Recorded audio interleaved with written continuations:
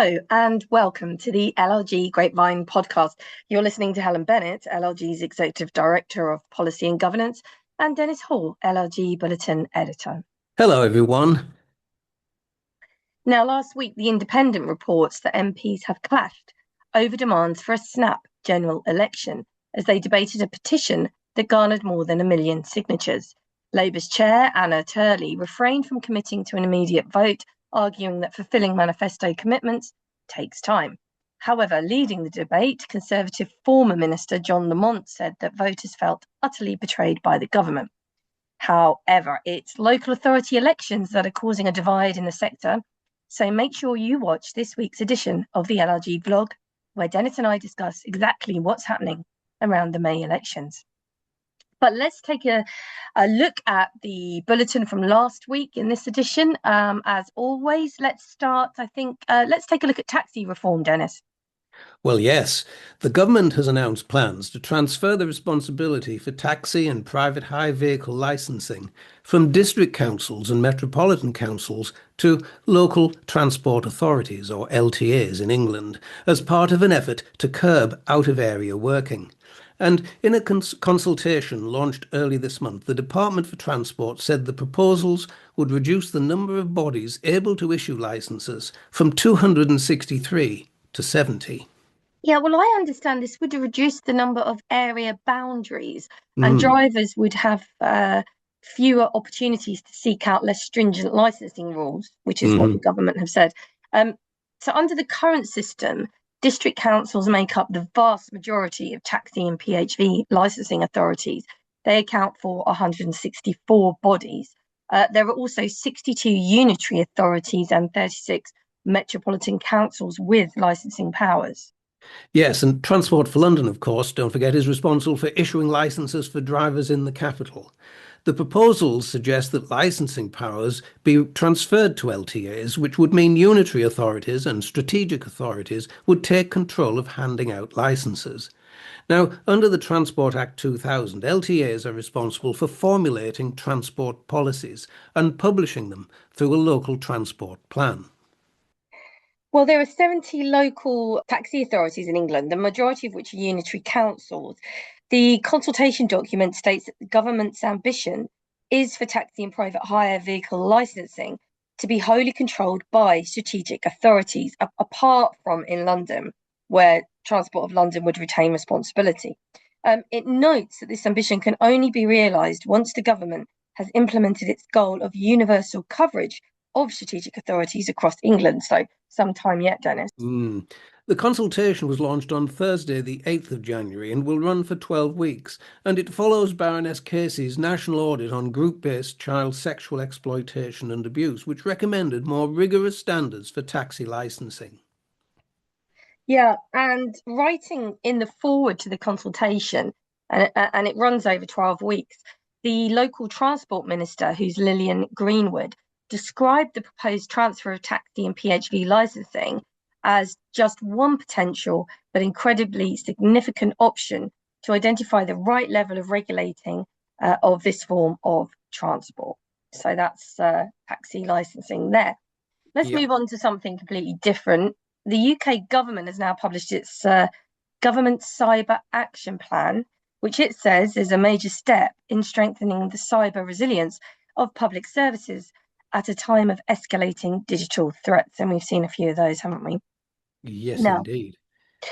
With hostile states and criminal groups increasingly targeting public institutions, the government's plan sets out how it intends to modernise its cyber defences and improve accountability, skills and support across departments. Yes, well, the Cyber Action Plan, or GCAP, is built around the reality that the public sector's digital dependence has expanded faster than its ability to secure it. Recent evaluations, including the State of Digital Government Review and the National Audit Office's Assessment of Government Cyber Resilience, both warn that risk levels are critically high and that government must significantly improve its approach to cybersecurity. Yeah, so to meet this challenge, GCAP states that it brings together a coordinated whole government strategy built around 5 core delivery strands. So we're going to list those out, Dennis. You love a list. Yep. So let's start accountability. So the plan places stronger responsibility on senior leaders, accountancy officers, CEOs, and those in IT to manage cyber risk effectively across their organizations, with clear lines of governance and departmental roles to ensure that risk ownership cannot be overlooked.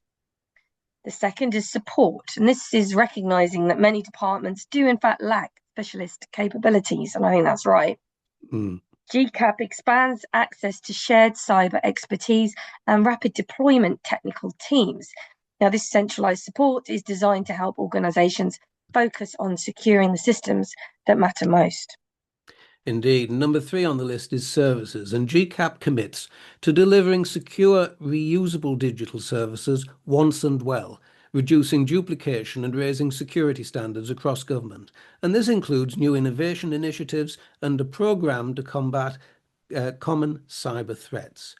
4th on the list, response. A new government cyber incident response plan sets out formal processes for reporting, coordination and response during cyber attacks.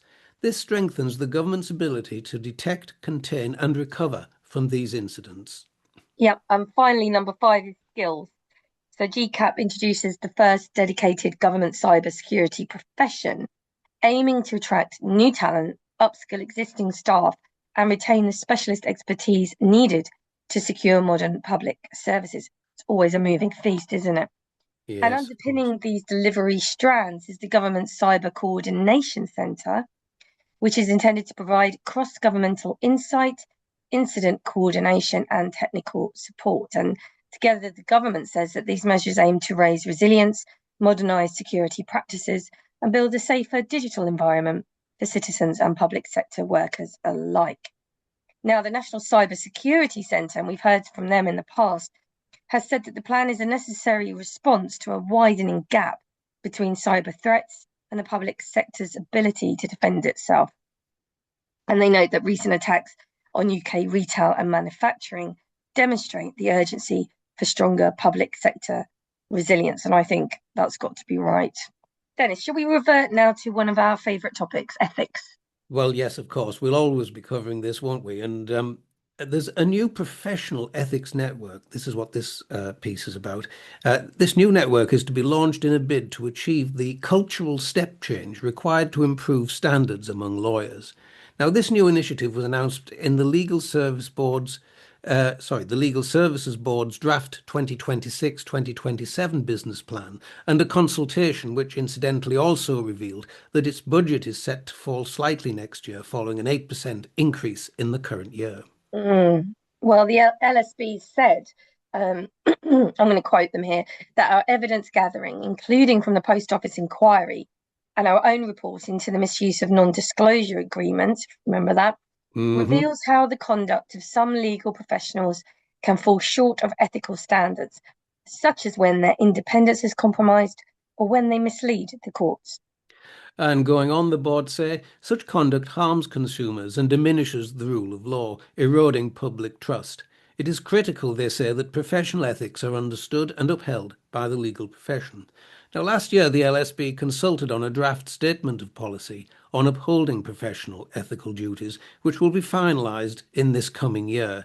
It will then be for the frontline regulators to respond to its demands.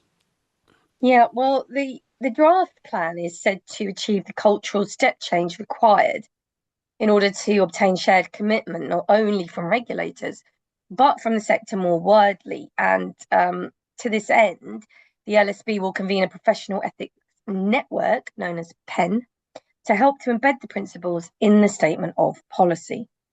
Yes, and the PEN will be used to identify emerging ethical challenges and develop and share recommendations about how professional ethics is understood and applied across the sector.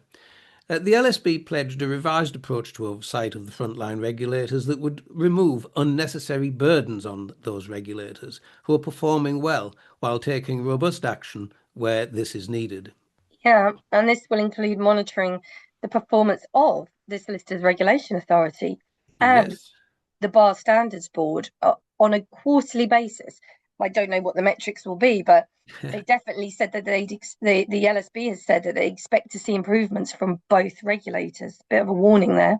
Indeed. Well, potentially, Helen, there's a lot in this for us. We will, of course, monitor how the professional ethics network develops. And of course, we will look to see whether its work is likely to have a bearing upon lawyers in our own sector. So watch this space. Yeah, and I think it's really likely that we'll reach out to the Legal Services Board Yes, and to try to have some input or even be part of the PEN, the Professional Ethics Mm, Network, because I think local government, we've really got the jump on this, local authority lawyers. We've been all about ethics for yes, ever such a long time, and I think yeah, we have a lot to contribute in terms of good practice. indeed. A lot to give. That's right. So let's turn to the Local Government Association. I'm not sure how much our members are aware of this, but the LGA has embarked on one of its most significant organisational overhauls in more than a decade, launching a formal consultation with staff on a proposed new structure, which it says is designed to strengthen support for councils during a period of intense sector pressure and change. At the heart of the proposals is the creation of a new impact directorate, which brings together policy and improvement functions into a single outcomes-focused operation. Now, this directorate, according to the LGA, will concentrate on 5 core areas central to council priorities. And these are, another list, health and care, children and young people, economic growth and communities, local government resources, and improvement and productivity. Now, according to the LGA, this shift aims to ensure clearer accountability, better programme planning, and support that is more responsive to changing local needs. Yeah, a major theme of the consultation appears to be modernization through data and insight. The LGA plans to make far greater use of digital data to identify emerging trends, strengthen evidence-based decision making, and anticipate challenges before they reach crisis point. Now, alongside this, the organisation intends to increase commercial income, reduce reliance on core funding in order to enable it to expand support to councils without raising costs. Now, however, the proposed restructure also includes some difficult decisions. The LGA is planning to reduce its workforce by over 10%, with 62 posts identified for removal, though some roles are currently vacant and new roles will be created. These measures are driven by a looming £3.1 million budget gap in 2025 to 2026, and which is forecast to rise dramatically to £24 million by 2029 to 30 if action is not taken. That's a lot of money, isn't it, Dennis? It is. Well, the chair of the LGA, who's Councillor Louise Gittins, we've quoted her before. She says that the reforms have been positioned as essential for ensuring the organisation can support councils through what she calls a period of monumental change, marked by devolution, reorganisation, and widespread financial strain. Now, Councillor Gittins argues the new model will empower local leadership, strengthen relationships with government, and ensure the LGA remains at the forefront of shaping the future of local government. The consultation it runs for 45 days, and well, we've mentioned it. The LGA's position is that it marks a pivotal moment for the organisation and one that will influence how councils receive guidance, representation, and support for years to come. So actually, this is quite significantly important for the sector as a whole, I imagine. Indeed. Now, we are jumping around topics today, Dennis, but there's interesting variations in the bulletin from last week. So we're going to completely shake it up. And this is a topic which definitely gets communities and neighbourhoods kind of riled. And some people might not feel it's that significant, but actually it can be really impactful, and that's pavement parking. Indeed, it is. I know from my experience, and certainly at parish and town council level, this can be a very contentious issue. And we're talking here about the new proposals concerning pavement parking, because councils across England are to be given more extensive powers to fine motorists who cause disruption by parking on the pavement. The new powers are due to take effect later this year, alongside guidance on how the rules can be enforced in a proportionate way. Yeah, and so pavement parking is currently banned outright in London and Scotland, although I can attest that in London you wouldn't think so. I don't know about Scotland. Um, but with councils elsewhere within England can introduce restrictions for specific streets. Mm, I don't have any data as to how widespread that is. It's mhm. probably actually not captured in one place. No. The government says wider enforcement powers will make it easier for local authorities to tackle the worst examples of disruptive parking. And Transport Minister Lillian Greenwood said problem pavement parking was causing issues for blind people, parents with Yeah, pushchairs, and those in wheelchairs, adding clear pavements were essential for people to move around safely. Currently, police officers can fine those who cause obstruction or leave their vehicle in a dangerous position. they can, but they need to be there, don't they? And Exactly. where the biggest offenders seem to be located is around the most vulnerable areas, such as the Mm, school drop-offs and pickups and exactly. pickups and things like that. Um, Council enforcement officers, however, can only fine pavement parkers who breach an on-road rule, such as parking restrictions or double yellow lines. Although there are separate rules for heavy goods vehicles. So that's interesting because I think that's missed. I think people think Mm, that pavement parking can currently be enforced outside of the zones. The government argues that council's ability to restrict pavement parking on the specific streets is actually not a practical tool for widespread enforcement due to the requirement to have to consult local residents beforehand and then put up special signs that set mm. out the restriction. Yes. And in a policy document published early this month, um, the Transport Department said that it plans to give councils these new powers to issue fines to those who cause this unnecessary obstruction when parking on pavement.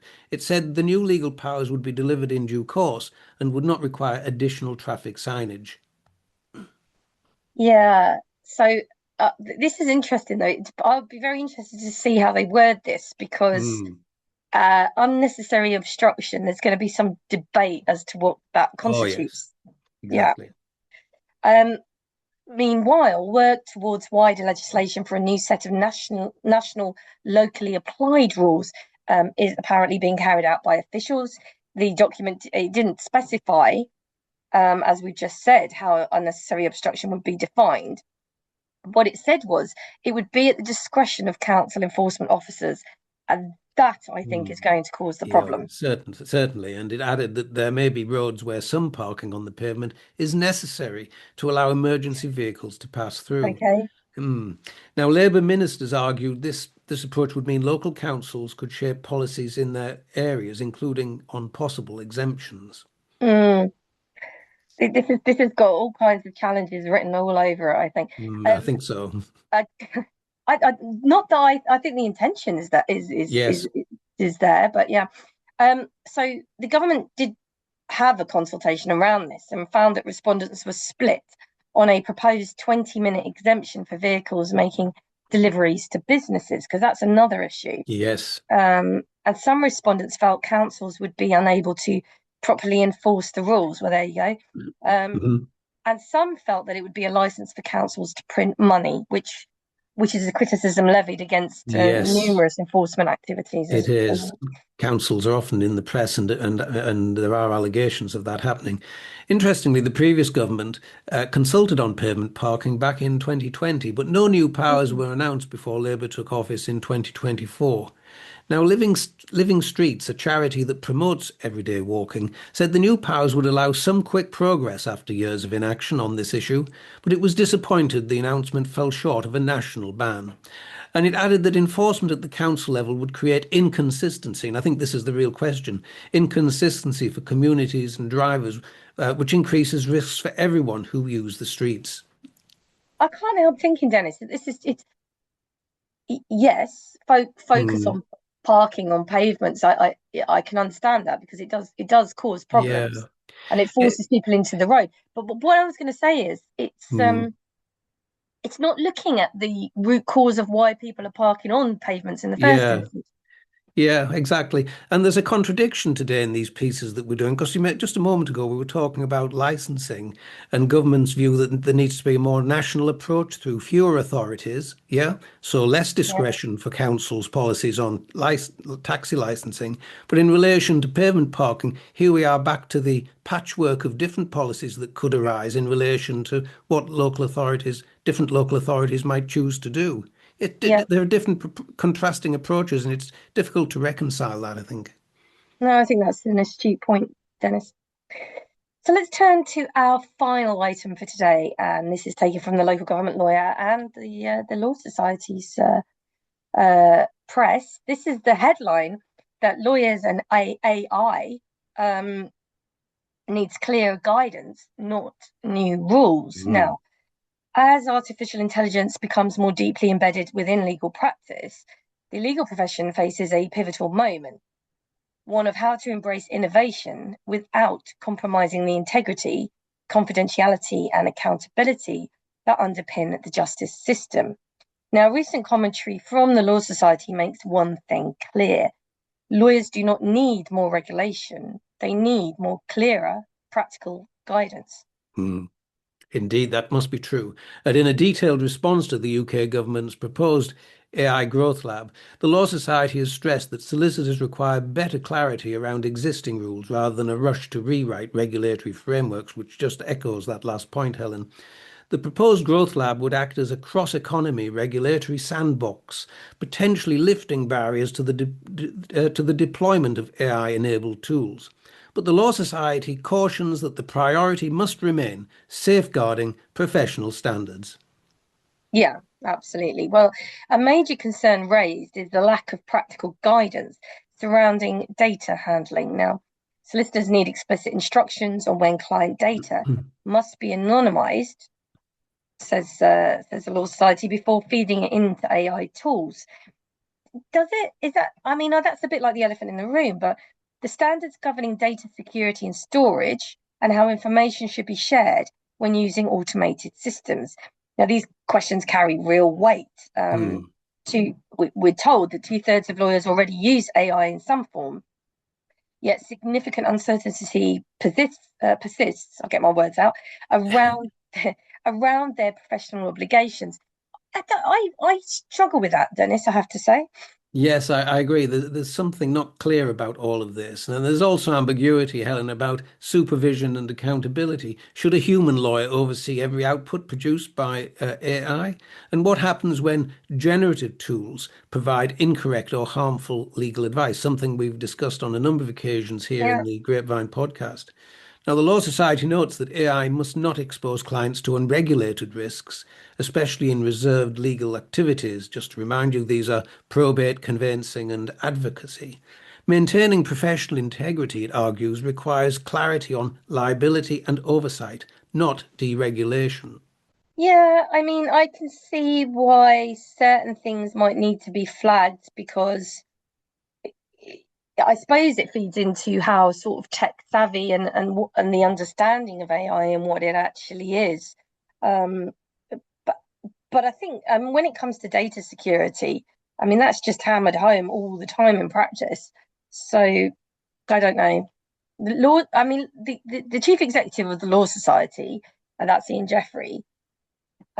He underscored that existing legal frameworks already support innovation and that the real barriers lie in uncertainty, skills gaps, and I think that's the point I was trying to make, skills gaps, costs, and the inconsistent understanding of how current rules apply in an AI-enabled environment. And clear practical guidance, which is always welcome, would not only empower lawyers to adopt AI confidently, but would also protect the public interest by ensuring that technological progress does not outpace professional um, responsibility. And I suppose that's matters running away with themselves. But I think his point about AI confidence is actually a good one, because I think a lot of lawyers are, and I believe there are some firms who are under a mandate not to use it. So there is something in that. But as AI continues reshaping legal work, the message from the Law Society is firm: progress and prudence must go hand in hand. And on that note, that's it for another edition of the podcast. You can read more on the items discussed today and many more besides by going to bulletin number 2, available on the LLG website now. So it's goodbye from me. And from me too. Bye bye now.